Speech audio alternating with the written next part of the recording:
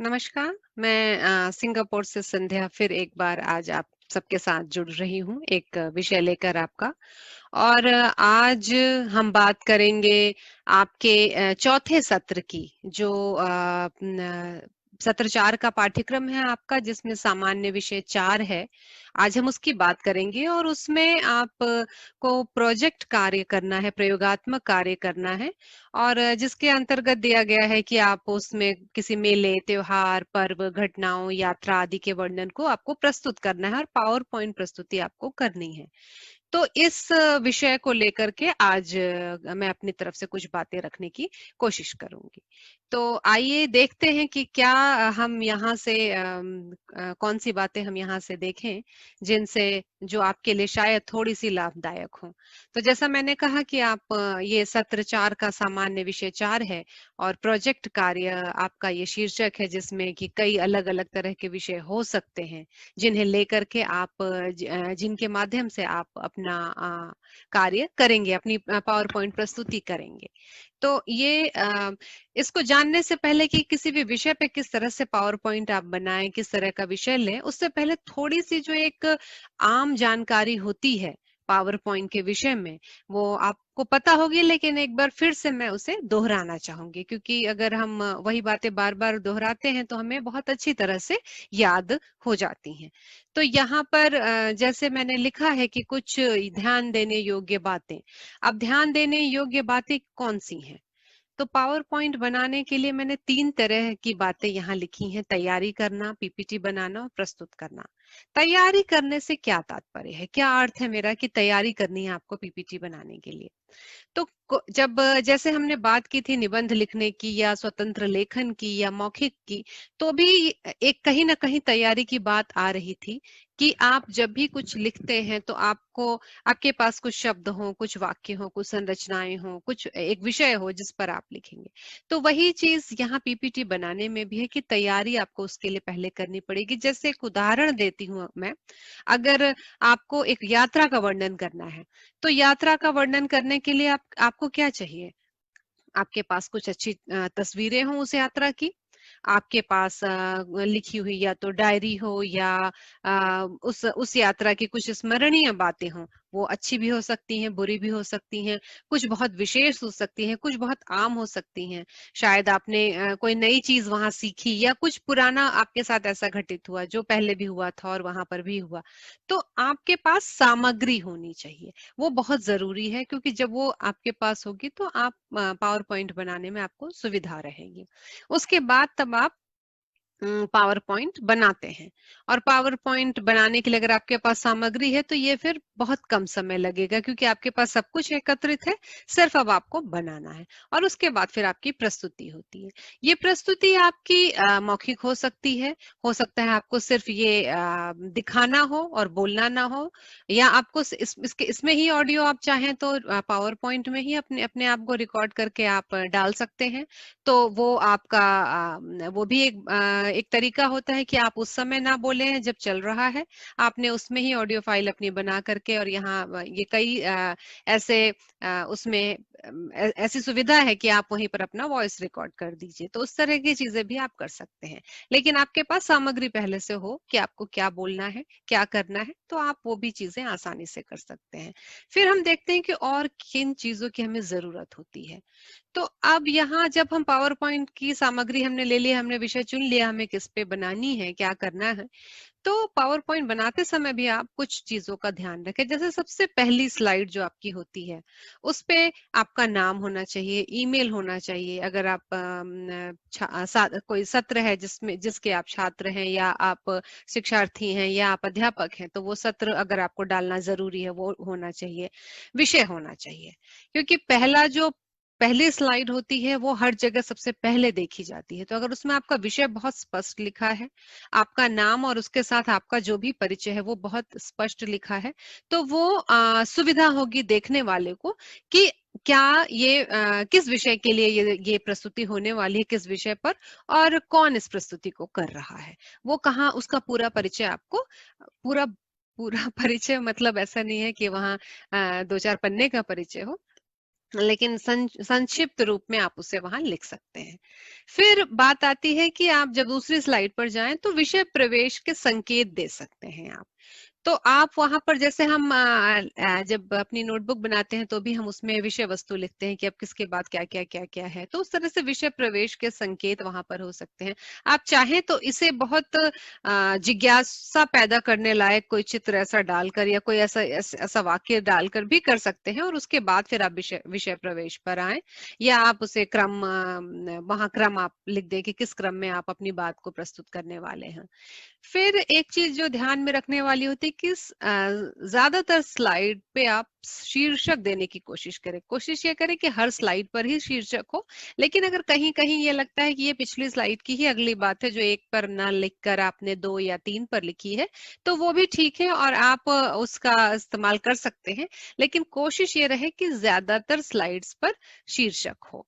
और जो स्लाइड्स की संख्या है उस पर भी कार्य करने की जरूरत होती है। इसीलिए मैंने कहा कि आपको तैयारी करनी है, क्योंकि आप जब तैयारी करेंगे तो आपको समझ में आएगा कि आपके पास कितनी सामग्री है। और स्लाइड की संख्या ज्यादातर ये ऐसा माना जाता है कि अगर 10 से 20 के बीच में हो तो जो आपका श्रोता वर्ग है वो आपसे अधिक अच्छे से जुड़ता है। और खासकर अगर आप अपने छोटे छात्रों के लिए इस तरह की प्रस्तुति कर रहे हैं तो उनकी जो ग्रहण करने की क्षमता होती है बहुत कम होती है, तो बहुत ज्यादा देर तक तो वो ग्रहण कर भी नहीं पाते हैं।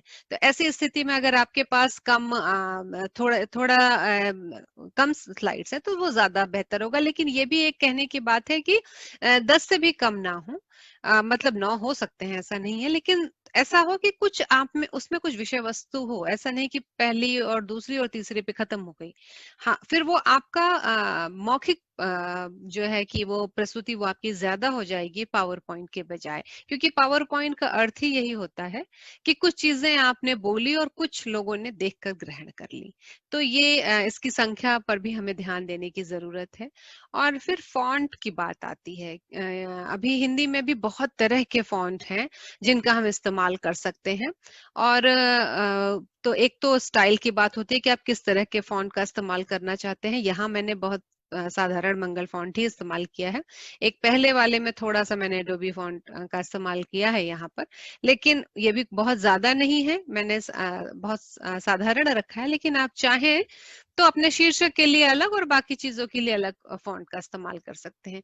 लेकिन जो जरूरी बात फॉन्ट में होती है वो आकार की होती है। मेरे कहने का ये मतलब है कि आकार जो है फॉन्ट का वो 30 से कम ना हो, ऐसी कोशिश करें। मतलब जो आपके उपशीर्षक भी हों उनमें भी कम से कम 30 फॉन्ट 30 उसका जो आकार है वो 30 के आसपास हो। और जो शीर्षक है वो तो बड़े अपने पेज के हिसाब से आप देखकर कर सकते हैं। तो ये कुछ चीजें हैं जिनका आप को ध्यान रखना चाहिए। इसके अलावा दो चार और बिंदु हैं जिन पर मैं बात करूंगी। कि एक स्लाइड पर 6 से ज्यादा बिंदु ना हो। जैसा मैंने पहले भी कहा कि आप कोशिश करें कि जो भी तैयारी है आपकी आप पहले कर लें।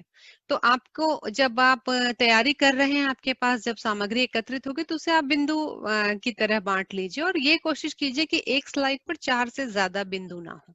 क्योंकि एक तो समझाने में आपका समय बहुत, उसमें जब आप उसके बारे में बात कर रहे हैं तो उस एक स्लाइड पर ही बहुत अधिक समय जाएगा। दूसरी जो बात हो जाती है कि उस बिंदु पर अगर उसमें 4 से ज्यादा है तो बहुत भरा भरा लगेगा। जैसे मैं यहाँ अगर आपको दिखाऊं तो यहाँ मैंने सिर्फ 3 बिंदु लिए थे, तो ये बहुत स्पष्ट दिख रहा है कि मैं ये इन तीन चीजों पर बात करना चाहती हूँ। जबकि यहाँ मैंने 5 लिया, तो आप देखते हैं कि यहाँ इनकी संख्या माफ कीजिएगा, इनका आकार थोड़ा छोटा हो गया है, क्योंकि थोड़े से बड़े वाक्य भी हो गए और ज्यादा संख्या भी हो गई। यहाँ मैंने 4 लिया तो ये उससे पिछली वाली से थोड़े बड़े हो गए हैं। तो आप बिंदु जो है वो 4 5 6 ऐसे ही रखने की कोशिश कीजिए, 6 से ज्यादा ना करें तो ज्यादा बेहतर है।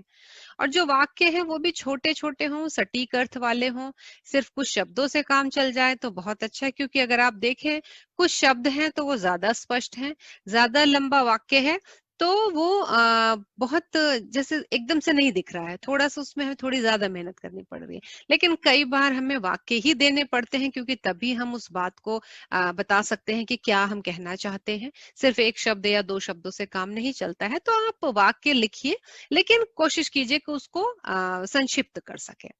फिर मैंने यहाँ लिखा है रंगों का सामंजस्य अच्छा हो। अब इसका क्या अर्थ है कि रंगों का सामंजस्य अच्छा हो? मतलब कई बार देखिए जैसे अब एक कंप्यूटर में आपने देखा आप जब आप बनाएंगे तो भी आप देख सकते हैं कि कलर थीम करके एक आपके पास विकल्प आता है। जिस विकल्प में अगर आप चुने तो आपको वो बताता है कि अगर आपने नीले रंग की पृष्ठभूमि चुनी है तो उस पे क्या काले अक्षर ज्यादा अच्छे लगेंगे या सफेद या हल्के पीले। तो वो आपको अपने जब पृष्ठभूमि चुन ली तो उसके हिसाब से वो 2-3 कलर के आपको विकल्प देता है जिसमें से आप चुन करके अपनी बात लिखना या कुछ आप रेखांकित करना चाह रहे हैं तो वो चीजें आप कर सकते हैं। तो रंगों का सामंजस्य अच्छा हो इसकी भी आप कोशिश करें क्योंकि यहाँ देखिए जैसे मैंने नीले और हरे का ही मिश्रण लिया है, लेकिन चारों थोड़े से अलग, बहुत एकदम से अलग भी नहीं है कि एक नीला है तो एक गुलाबी हो गया, ऐसा भी नहीं है। एक ही जैसे लग रहे हैं लेकिन फिर भी अलग लग रहे हैं। यहाँ पर भी देखिए तो, लेकिन ये नीचे आते आते बहुत हल्का हो गया है तो इस पर थोड़ा कम हमारा ध्यान जाएगा। यहाँ भी है तो एक ज्यादा गहरा है और तो इस तरह का हम प्रयोग कर सकते हैं कि हम रंगों का जो है तालमेल वो देख लें, सामंजस्य देख लें, तो ये हमारे पावर पॉइंट को प्रभावी बनाता है। फिर बात आती है पृष्ठभूमि के लिए अगर आप चाहें तो कोई विषय भी ले सकते हैं। मतलब आपने जैसे ये जो बैकग्राउंड यहाँ पर है ये आप देखें तो यहाँ अलग अलग रंग है, यहाँ अलग रंग है, तो ये एक चित्र है। तो आप इस तरह से कोई विषय ले सकते हैं। अभी मैं आगे भी आपको इस तरह की कुछ चीजें बताऊंगी कि आप चाहें तो पृष्ठभूमि के लिए कोई जैसे अगर मान लीजिए आप किसी समुद्र तट की सैर करने गए तो अब आप जो भी कुछ बहुत हल्के नीले पानी का कोई चित्र, बहुत हल्के नीले पानी का अगर आपने लिया पीछे तो वो एक पूरी प्रस्तुति में समुद्र का एक एहसास देता रहेगा। तो उस तरह की का भी प्रयोग हम माफ कीजिएगा कर सकते हैं। तो पृष्ठभूमि के लिए हम जैसे मैंने कहा कि कोई हम विकल्प ले सकते हैं। तो अब इसके इसके बाद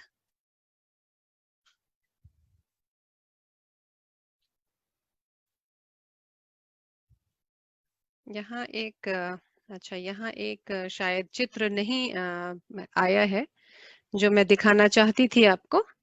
1 मिनट, तो मैं आपको फिर से दिखाती हूँ उस चित्र के माध्यम से ही, क्योंकि यहाँ मैंने एक जिसको कहते हैं कि एक उदाहरण लिया है और उस उदाहरण को मैं आपको दिखा करके और फिर आगे थोड़ी सी और बात इस पर हम कर सकते हैं। तो ये आप एक बार फिर से मेरी स्क्रीन अगर आप देख, हाँ, तो मैं पहले वो पावर पॉइंट खोल लेती हूँ, एक बार फिर से आपको स्क्रीन शेयर करके दिखाती हूँ।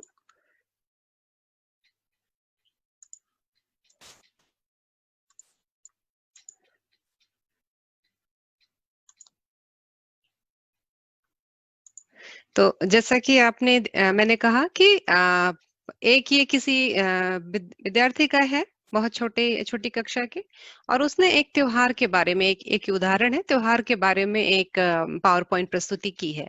अब जैसा कि हम देख सकते हैं कि यहाँ उन्होंने लिखा है मेरा प्रिय त्योहार और फिर लिखा है नाम अर्जुन। मेरा प्रिय त्योहार ठीक है, अच्छी बात है, उन्होंने विषय दिया है चाहता, क्योंकि अर्जुन लड़के का नाम है इसलिए अगर वो चाहता तो शायद यहाँ पर वो अपने त्योहार का नाम दे सकता था, लेकिन उससे कुछ कुछ हम विषय में प्रवेश कर सकते हैं और जिस तरह से पीले रंग का इस्तेमाल है वो भी हमें कहीं ना कहीं दिखा रहा है कि शायद ये हम थोड़ा सा एक अनुमान लगा सकते हैं। लेकिन अगर हम यहाँ देखें तो नाम अर्जुन लिखा हुआ है, उसके आगे पीछे कुछ भी नहीं है, कोई जानकारी नहीं है। अर्जुन के आगे नाम के आगे कोई उनके साथ कोई शीर्षक जुड़ा हुआ है, कोई जैसे कुछ भी सरनेम होता है उस तरह से कोई बात नहीं है। किस कक्षा का छात्र है ये, या क्या उनका अनुक्रमांक नंबर है, या कोई ईमेल पता, कुछ भी यहाँ पर नहीं दिया है, जो हमें नहीं पता चल रहा है कि ये कौन अर्जुन है जिसने ये पावर पॉइंट प्रस्तुति तैयार की है।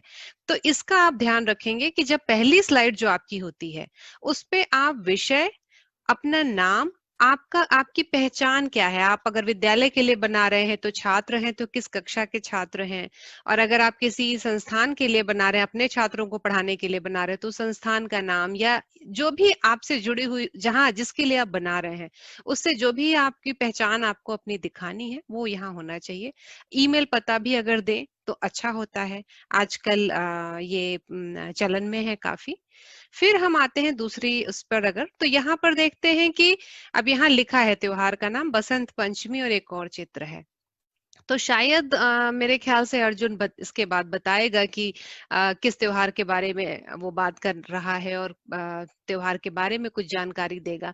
लेकिन वो चाहता तो एक दो बिंदु यहाँ दे सकता था, एक दो शीर्षक दे सकता था। यहाँ पर जो चित्र है सरस्वती जी का थोड़ा सा एनिमेटेड रूप लिया गया है, तो शायद ये छोटी कक्षा के छात्र का चित्र है, क्योंकि उसने सरस्वती जी की एनिमेटेड तस्वीर इस्तेमाल की है। तो ये छोटी कक्षाओं के लिए बहुत ही अच्छा है कि अगर इस तरह की तस्वीर इस्तेमाल की जाए तो उन्हें रुचि पैदा होती है इसके प्रति। पर यहाँ हो सकता है कि कुछ शीर्षक दिया जा सकता था, या हम इसको भी शीर्षक मान सकते हैं। ये थोड़ा और गहरा होता तो शायद बेहतर होता, और हिंदी कक्षा है तो अंग्रेजी की आवश्यकता नहीं थी। तो इसके बाद फिर हम चलते हैं आगे, अगर तो यहाँ फिर दो चित्र है लेकिन कोई शीर्षक नहीं है। कई बार बिना शीर्षक के भी आप अपनी बात कह सकते हैं, लेकिन कई बार आपको शीर्षक की आवश्यकता बहुत जरूरत हो जाती है, बहुत जरूरी हो जाती है उसकी आवश्यकता। लेकिन इन दो चित्रों को देख करके वो चाहे तो अगर वो प्रस्तुति ये प्रस्तुत करनी है उसे, तब तो ठीक है। लेकिन अगर उसे प्रस्तुत नहीं करनी है, सिर्फ जमा करना है ये किसी प्रोजेक्ट के लिए, किसी कार्य के लिए, तो फिर यहाँ कुछ बिंदु देने आवश्यक हैं कि ये क्या है। अगर ये सरस्वती पूजा में पंडाल लगाया जाता है जगह जगह और लोग देखने जाते हैं, पंडाल क्यों कितने दिन तक लगा, फिर मूर्ति विसर्जित होती है, और इस तरह की कई सूचनाएं वो दी जा सकती थी। लेकिन अगर अगर मौखिक प्रस्तुति है तो शायद ये बोलकर भी कही जा सकती है इस चित्र के माध्यम से। लेकिन एक आधा वाक्य, एक आधा शीर्षक हो तो ज्यादा प्रभावी होता है। यहाँ पर भी जो चित्र है बहुत भीड़ भाड़ है, और मुझे लग रहा है कि अम, अ, थोड़ा सा धुंधला है, ये जो चित्र है थोड़ा धुंधला है। तो इस तस्वीर को अगर हम थोड़ी और बेहतर गुणवत्ता वाली तस्वीर अगर वो प्रयोग करते तो शायद अधिक अच्छा होता। तो यहाँ पर भी इस चित्र को, ये चित्र स्पष्ट है, एकदम स्पष्ट है कि सरस्वती पूजा का किसी प्रांगण में उसके लिए स्थापना हुई है। और जैसे इस तरह से हम ये देख सकते हैं तो ये कोई पंडाल की व्यवस्था है, यहाँ पर पूजा की सामग्री भी रखी है। लेकिन ये पूजन तो दिख रहा है यहाँ धुआं वगैरह से, लेकिन हम बहुत स्पष्ट रूप से इसके बारे में नहीं बात कर सकते हैं। तो यहाँ इसका ध्यान रखा जा सकता है, जब चित्र का चयन हो तो उसका भी ध्यान रखना चाहिए कि हम किस तरह के चित्र का चयन कर रहे हैं। जैसे इस चित्र को चाहे तो थोड़ा सा क्रॉप करके इसका इस्तेमाल अगर किया जाता तो भी ये पीछे का जो एक है बैकग्राउंड, ये जो पृष्ठभूमि है वो ना आती तो और अच्छा हो सकता था। फिर उसके बाद इन्होंने शीर्षक दिया है पूजा और प्रसाद। तो पूजा, एक चित्र पूजा के लिए और एक प्रसाद के लिए है। पूजा का चित्र फिर थोड़ा सा धुंधला है, तो जब आप चित्र का चयन करें तो देखें कि वो अच्छी गुणवत्ता वाला चित्र हो। यहाँ पूजा के लिए कुछ सामग्री, और ये हम अंदाजा लगा रहे हैं, पुस्तकें रखी हैं तो हो सकता है यहाँ वो बताएं कि किस तरह से पूजा इसकी की जाती है। फिर वही बात है कि चाहे तो कुछ बिंदु भी दिए जा सकते हैं। और प्रसाद की तस्वीर वैसे बहुत स्पष्ट है और बिल्कुल दिखाई दे रहा है कि किस तरह के प्रसाद का भोग ज्यादातर सरस्वती पूजा में लगाया जाता है, जो उन्हें चढ़ाया जाता है और फिर लोगों को वितरित किया जाता है। तो यहाँ थोड़ी सी संस्कृति की भी बात हो सकती है कि इस तरह के दोने जो हैं अब ये एल्यूमिनियम फॉइल लगे हुए आने लगे हैं, पहले सिर्फ पत्तों के होते थे। और और भी कई बातें हम इसके साथ कर सकते हैं। फिर एक चित्र इन्होंने दिया है वसंत पंचमी के पकवान। अब इस चित्र में अगर मैं एक बार में देखूं तो मुझे सिर्फ ये रसगुल्ला और ये शायद किसी तरह का हलवा है जो मुझे दिखाई दे रहा है। बाकी सभी चित्र बहुत ज्यादा लग रहे हैं, मुझे लगा जैसे यहाँ पर भी बहुत सारे चित्र हैं। तो इतने अधिक चित्र एक स्लाइड में ना लगाएं, थोड़े कम लगाएं, और बाकी चीजें आप बोल के भी बता सकते हैं। और ध्यान रखें कि दूसरी चीज है कि जब भी चित्र लेते हैं तो उसका जो आखिरी स्लाइड में आप जरूर स्रोत दें, जो भी जहां से भी वो चित्र लिए गए हैं, क्योंकि कई बार कुछ चित्र होते हैं जो जिनका हम इस्तेमाल नहीं कर सकते हैं, कुछ का हम कर सकते हैं, तो इसका भी थोड़ा ध्यान रखना होगा। तो बहुत अधिक चित्र एक साथ ना ना लगे। वैसे दिख रहा है कि ये पुआ है और ये भी किसी तरह का की कोई सामग्री है, चाहते तो कुछ नाम दिए जा सकते थे चित्रों के साथ। अगर छोटे बच्चे हैं तो वो चित्र तो देख के समझते ही हैं, लेकिन अगर नाम भी है तो उन्हें और ज्यादा आसानी होगी समझने में। और यहाँ कुछ पूजा के फूल हैं, तो पकवान नहीं है ये, तो शायद इस चित्र की यहाँ आवश्यकता नहीं थी। और ये चित्र जगह भी काफी ले रहा है, तो इसको निकाल के अगर करते ये तो अच्छा हो सकता था। फिर एक और उन्होंने स्लाइड लगाई है, नाचना, खेत खलिहान घूमना, और दो चित्र हैं यहाँ पर भी। बात वही आ रही है कि चित्र की गुणवत्ता पर ध्यान दीजिए। और यहाँ देखिए तो दो तरह का फॉन्ट इन्होंने इस्तेमाल किया। ऐसा भी नहीं होना चाहिए, या तो बड़ा शीर्षक और उसके जो उपशीर्षक होते हैं, मुख्य शीर्षक और उपशीर्षक, फिर आप दो तरह के फॉन्ट का इस्तेमाल कीजिए। लेकिन एक ही तरह की बातों में दो तरह का फॉन्ट बहुत अजीब लगता है। वो लगता है कि आपने ध्यान नहीं दिया, फॉन्ट बदल गया या नहीं बदला और आपने ध्यान नहीं दिया। तो इस तरह की बातों का भी आप ध्यान रखिएगा। और बसंत पंचमी की बात हो रही है, तो अगर हम देखें तो काफी पीला पीला सब कुछ हमें अभी तक दिखाई दे रहा है। फिर इन्होंने धन्यवाद जैसे पहले लगाया था वैसा ही लगाया है, लेकिन धन्यवाद के साथ पुनः आप अपना नाम और अपने अपना ईमेल पता वगैरह जब आप कभी अगर प्रोजेक्ट वगैरह के लिए बनाते हैं तो आपको जरूर देना चाहिए। क्योंकि उससे और कई बार हम प्रश्न अगर किसी शोध विषय पर जब बात करते हैं, तब तो प्रश्न के लिए भी एक स्लाइड उसके लिए भी लगानी चाहिए। तो ये जैसे कहने का यही तात्पर्य है कि जो भी आप जिस भी त्योहार है जिसके लिए भी बना रहे हैं, तो एक थीम लेकर चल सकते हैं।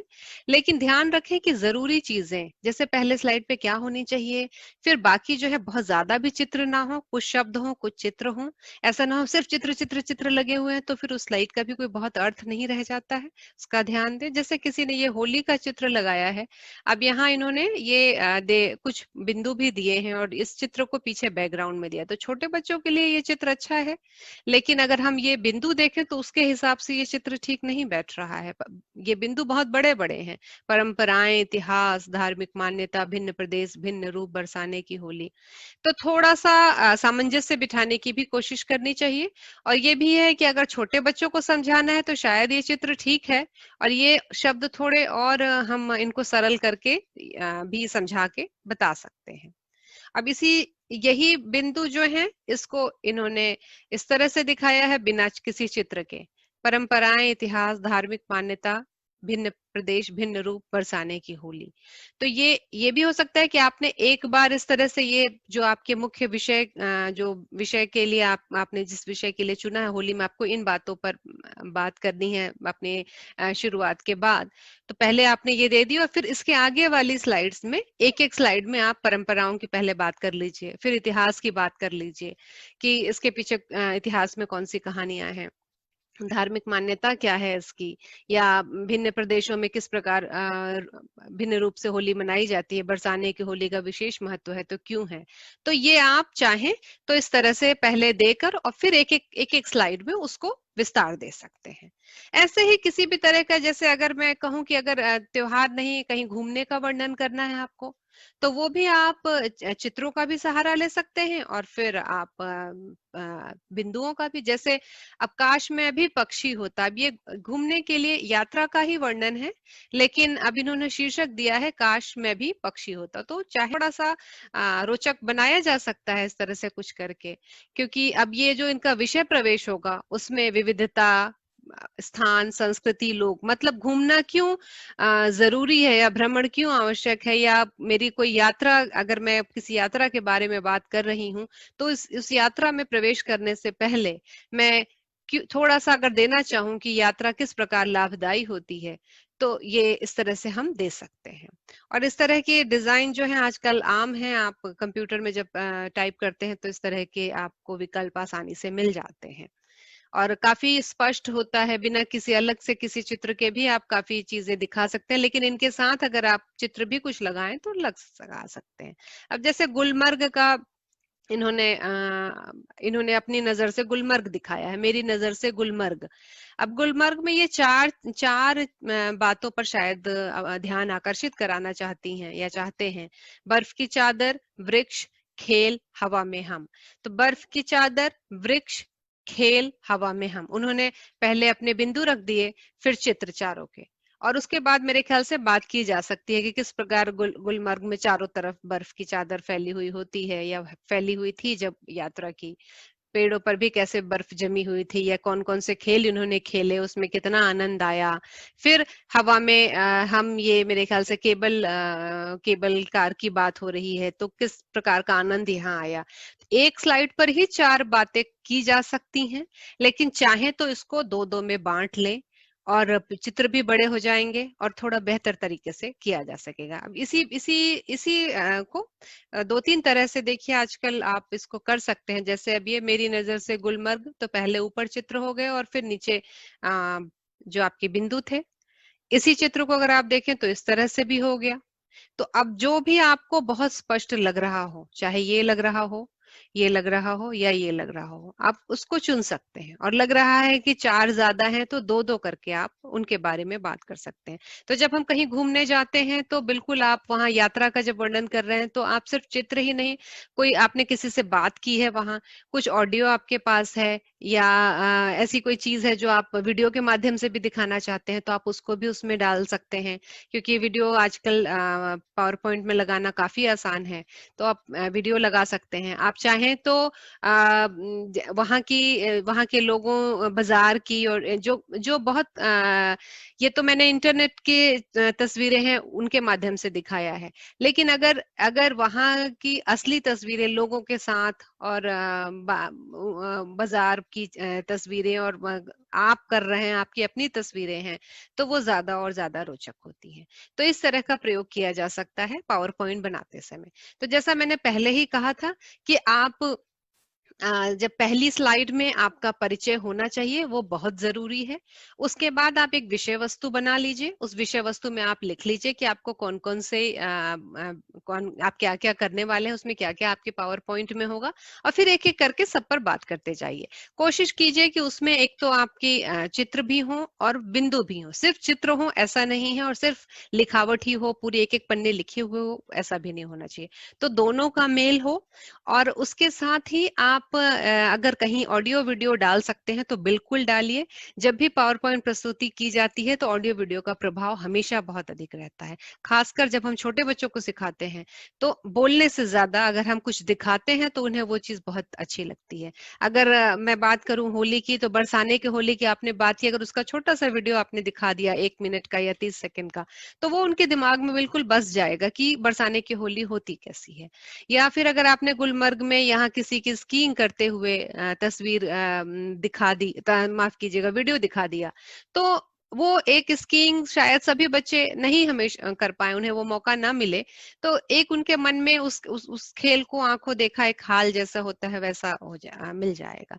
समुद्र, आप चाहें तो बैकग्राउंड के लिए कोई इसमें बर्फ वाली कोई तस्वीर पीछे पृष्ठभूमि में लगा सकते थे, जो पूरे आपके एक थीम देती है आपको। तो इस तरह की चीजें की जा सकती हैं। तो इसके साथ ही अम, इसके साथ ही मुझे लगता है कि पावर पॉइंट प्रस्तुति के बारे में इससे ज्यादा और ऐसी कोई विशेष बात नहीं है। क्योंकि अगर हम हिंदी विषय सिखा रहे हैं और उसमें हमें पावर पॉइंट प्रस्तुति करनी है, तो आप नाटक, कहानी, कविता की प्रस्तुति भी जब आप करेंगे, तो कविता जो है वो गीत के माध्यम से अगर उपलब्ध है कहीं यूट्यूब पर, वो आप ले सकते हैं, वो सुना सकते हैं।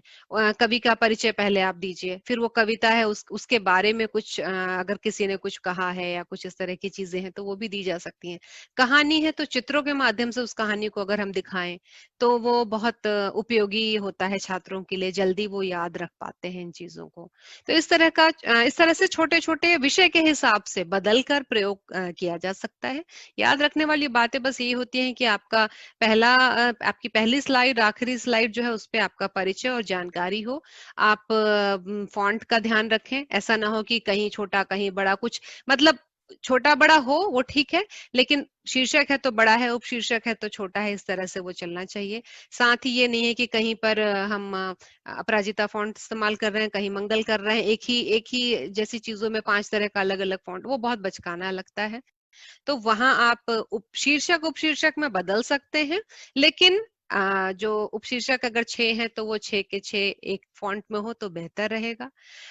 साथ ही अ, कोशिश कीजिए कि 5-6 पॉइंट से ज्यादा एक स्लाइड पे ना रखें। तो यही कुछ चीजें हैं, चित्रों का चयन भी अच्छे से कीजिए।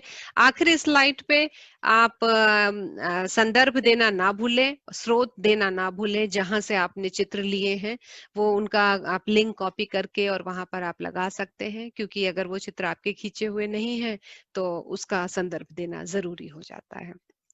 और ये इस तरह से आप कीजिए, और पावर पॉइंट प्रस्तुति तो रोचक होती है, बच्चों को अच्छी भी लगती है, और अगर उसमें कुछ वीडियो ऑडियो डालेंगे तो और बढ़िया लगेगी। तो इस तरह का प्रयोग करके अपनी कक्षा को रोचक बनाइए। तो मुझे लगता है आज बस यही हम विराम देते हैं इस चीज को, और फिर कभी आपसे जुड़ने का मौका मिलेगा तो अवश्य जुड़ूंगी। धन्यवाद। नमस्कार।